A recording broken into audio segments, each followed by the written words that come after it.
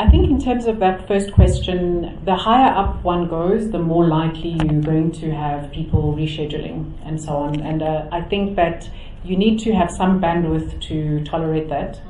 And obviously if it reaches a point where you're not seeing this person, it's been 6 months now, you've been hoping to see them, then you need to start looking at other alternatives.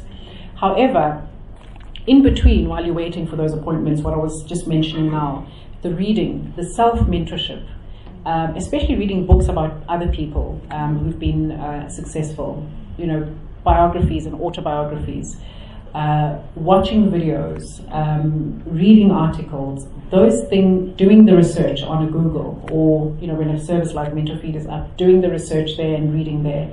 There is so much you can gain from that experience. And the fact that you don't have a mentor does not mean you cannot begin. It doesn't mean you can't begin with your goal. The power is within. The mentor is a sounding board and just a visible example of what you want to achieve, or an aspect of what you want to achieve. The power is within. Because even when you find that mentor, even if you are mentored really by, and I found this with myself as well, is I have been mentored by really powerful people and really successful people that one admires. Chris Becker, I've mentioned. Madiba, I've mentioned, was very much part of guiding and encouraging me to apply to Harvard Business School. Went to Harvard Business School, one of the top universities in the world. But I'd done some work. I mean, I've always been interested in self-help books, but I hadn't really done the inner work as much as I've done it in the past 5 years. I hadn't. And I got that benefit. Yes, I was mentored by these people and I got the benefit of this amazing education.